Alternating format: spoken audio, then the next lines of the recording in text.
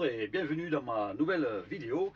Aujourd'hui, je vais vous parler du conflit qu'il y a entre les États-Unis, l'Israël et l'Iran, mais plutôt un peu la manière dont Israël et les États-Unis travaillent ensemble.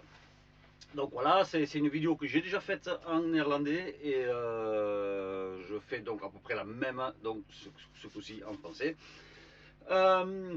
Voilà, donc pour donner un peu mon avis là-dessus. Tout d'abord, oui, voilà, donc ce qu'on voit depuis un bon moment, c'est cette forme de colonialisme, finalement, puisque l'Israël, ça fait des... Ben, depuis 1948, finalement, qu'ils sont en train de s'accaparer de tout le pays en chassant d'une certaine manière, on va dire, les Palestiniens. Quelque chose quand même qui me rappelle un peu les États-Unis, puisque comme nous le savons tous, les États-Unis, bon, ça a été pris par nos ancêtres, les Européens qui sont allés là-bas, qui ont massacré, pillé et tout ce que l'on veut, mis les Amérindiens dans des réserves, ceux qui ont survécu. Et là, c'est un peu la même impression que j'ai avec les Palestiniens qui finalement vont finir par vivre dans des réserves, du moins ceux qui vont rester, puisqu'il y en a beaucoup qui fuient aussi. Voilà,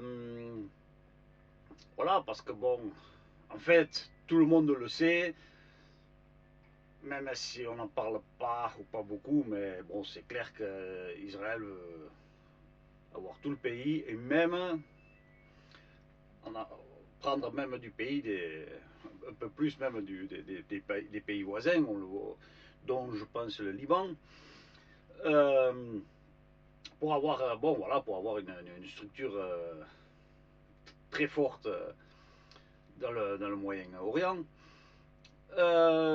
Et cela donc avec l'appui des États-Unis.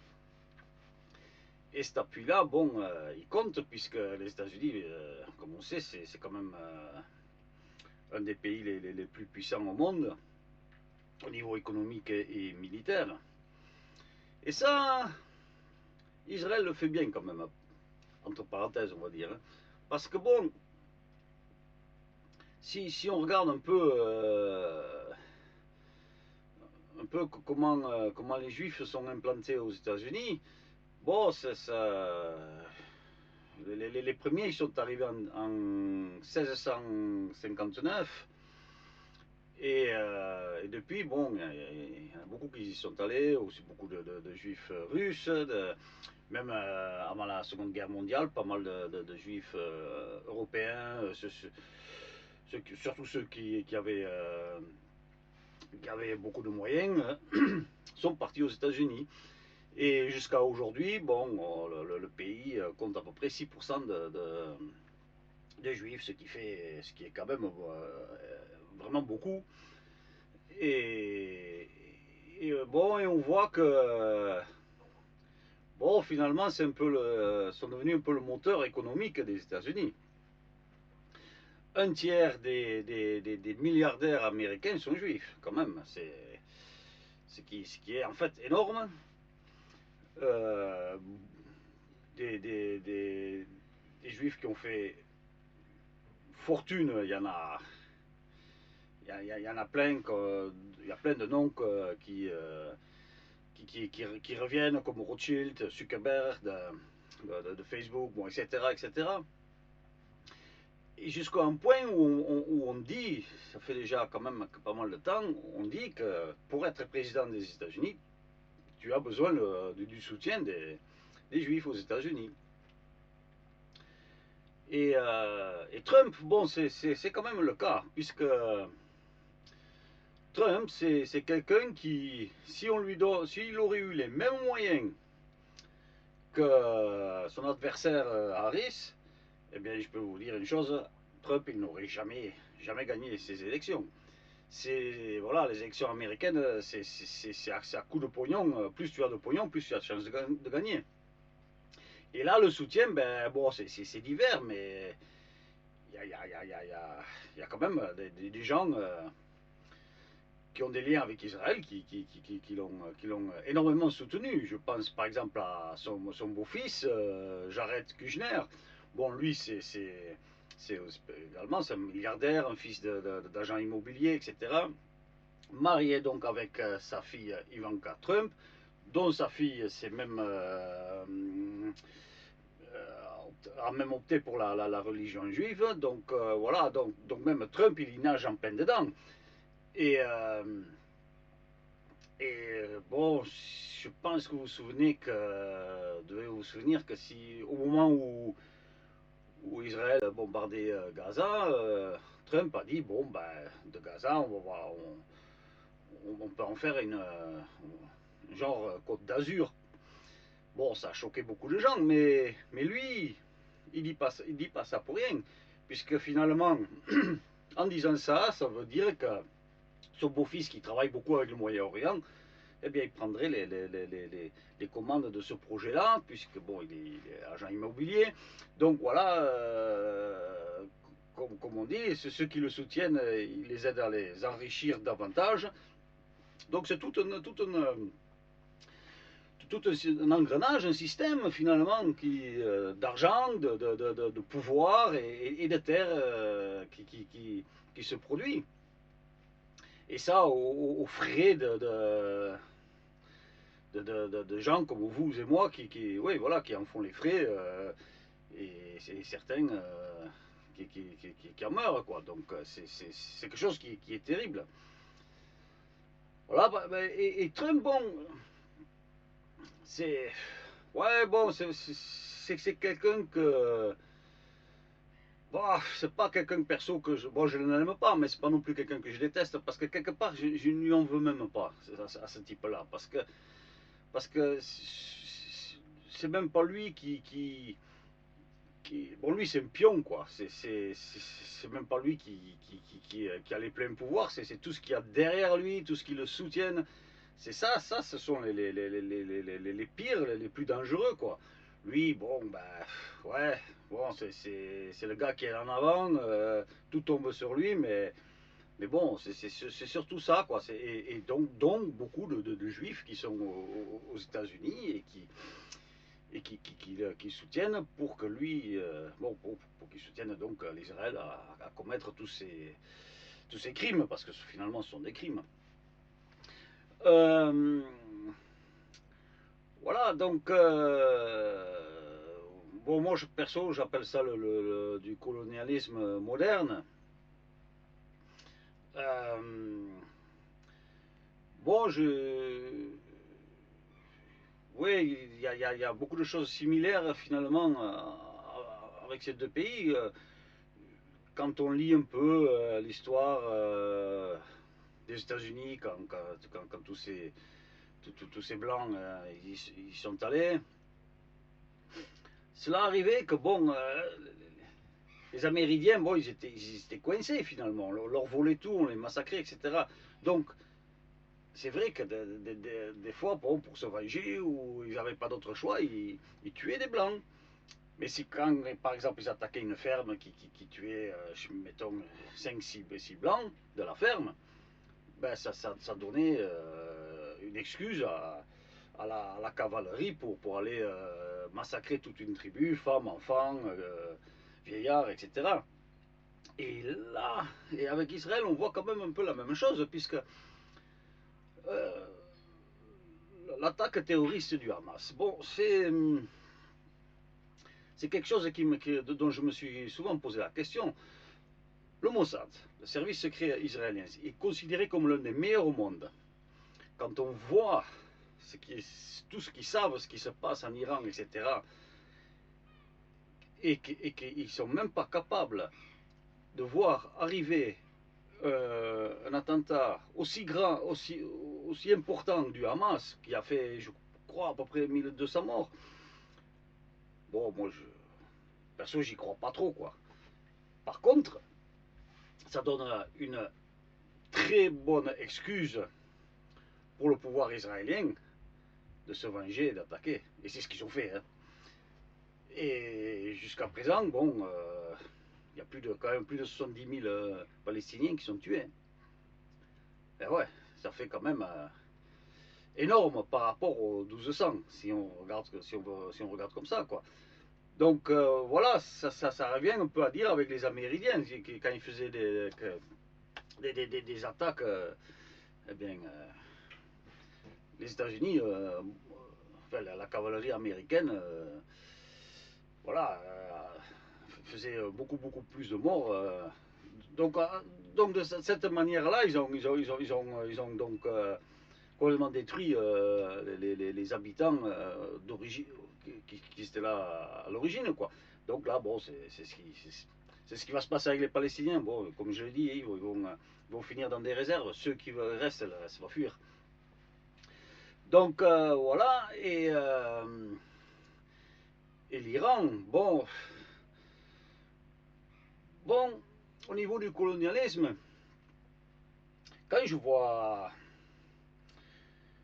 il faut quand même, moi perso, je déteste le colonialisme, mais il y a même pas 100 ans, on, quand on regarde toute l'Afrique était colonialisée, quasiment toute. C'est quand même incroyable. Et le continent américain aussi, il a été colonialisé. Et moi, perso, je trouve que chaque pays, dans le monde entier, quel que soit le pays, c'est quelque chose d'unique. C'est unique parce ils ont leur propre langue, ils ont leur propre culture, les traditions, la situation géographique, les plats que l'on mange, bon, etc. etc. Voilà, c'est unique et c'est quelque chose qu'il faut que ça reste, quoi. Et bon, et c'est vrai qu'on peut dire que dans certains pays, il y a des pouvoirs, il y a des manières de vivre qui sont loin d'être compatibles avec la nôtre. Et en Iran, pareil. Mais bon, moi je trouve que c'est au pays même d'évoluer et pas à d'autres pays de tout bombarder. Nous, en Europe, il y a 500 ans, en France, Angleterre, etc., il y a partout des rois. Ils avaient les pleins pouvoirs. Tu naissais déjà esclave. Tu étais au service du roi. Tu te possédais rien, etc. Bon, et au fil des siècles, on a su évoluer à un niveau où on est maintenant. Donc, moi, je dirais, ben, laisse les autres pays pareil évoluer à leur manière. Et bon, et je suis sûr qu'à un moment donné, ça finira par bien se passer. Et non pas bombarder, détruire, tuer, bon, et souvent finalement pour des raisons économiques. Parce que même l'Iran, bon, c'est sûr que ça me rappelle l'Irak. L'Irak, Bush à l'époque avait bombardé l'Irak parce qu'ils avaient soi-disant des armes, des armes secrètes, etc. Bon, ça s'est avéré que c'était faux. Donc c'était une excuse bidon. Et là, avec l'Iran, bon, Trump, il a dit, il y a quelque temps, bon, ils avaient fait des attaques et ils avaient détruit donc des armes nucléaires, que c'était revenu à un niveau d'il y a 30 ans. Donc bon, donc il n'y a pas vraiment à s'inquiéter, donc d'après lui. Mais là, récemment, il a dit, bah oui, mais ils se sont aperçus que l'Iran était prêt à attaquer les États-Unis. Et donc, il voulait les dévancer. Bon, c'est quand même, c'est pareil, c'est quelque chose dont je me dis, ben, c'est du bidon. C'est impossible que l'Iran veuille attaquer les États-Unis. Voilà, c'est du bidon. C'est clairement pour aider Israël, parce que c'est Israël qui veut réellement bombarder l'Iran, et puis pour des raisons économiques. Parce qu'au niveau des réserves du pétrole, bon, il faut quand même pas oublier que la première réserve, c'est le Venezuela. La deuxième, c'est l'Arabie Saoudite. Bon, l'Arabie Saoudite travaille déjà avec les États-Unis. La troisième, c'est l'Iran. Et la quatrième, c'est l'Irak. Donc, voilà, ça fait que en attaquant l'Iran, ben, les États-Unis ont finalement la main sur les quatre pays les plus importants au niveau du pétrole. Donc voilà, c'est clair que c'est pour des raisons économiques. Et bon, voilà, c'est comme ça que un peu comment c'est foutu. Et c'est vrai que bon, moi perso, j'ai quand même beaucoup de mal. Des fois, je me dis, il vaut mieux vivre autonome, tranquille, et pas se préoccuper de ce qui se passe dans le monde, parce que sinon, on se prendrait quand même un peu trop la tête dessus, quand même. Mais bon, et puis, ici, en Hollande, actuellement, comme en France, il y a les élections municipales. Et donc tous les partis sont en campagne. Et bon, et comme j'habite dans une ville qui est quand même assez importante, quasiment tous les partis sont dans la rue. Et bon, moi, chaque fois, je vais discuter, que ce soit des partis de l'extrême droite jusqu'à l'extrême gauche. Bon, je m'en fous, pour voir un peu, souvent un peu avec des arguments contre. Et, et voilà, il y a quand même quelque chose qui. Parce que moi, j'essaye de penser logique, quoi, mais il y a quelque chose qui m'échappe dans cette histoire, c'est que les partis, bon, je sais pas si c'est vraiment extrême droite, je dirais davantage populiste qu'il y a ici aux Pays-Bas, mais bon, le parti PVV, bon, c'est quand même. Bon, ils étaient le plus grand, là ils sont le second, mais bon, donc c'est quand même un parti important. C'est un parti qui est en partie financé par des juifs et qui soutient à fond les États-Unis et l'Israël. Par contre, à l'inverse, ils sont contre l'islam et, et la venue des réfugiés. Et c'est là que, bon, c'est là donc la logique m'échappe, parce que ces partis, donc, ils soutiennent des pays qui bombardent, l'Afghanistan, l'Irak, la Palestine, etc., d'autres, bon, aussi la Syrie. De ce fait, il y a énormément de gens qui fuient ces pays bombardés. Bon, pas tous viennent en Europe, mais il y a quand même une bonne partie qui vient, dont aussi en Hollande. Mais bon, alors, ils fuient leur pays à cause des bombes qui les soutiennent, mais par contre, ils sont contre leur venue ici. Donc voilà, donc c'est une logique qui m'échappe, quoi, parce que, voilà, bon, dans ce cas-là, si tu veux pas avoir les réfugiés dans ton pays, ne les bombarde pas, je dirais. Voilà.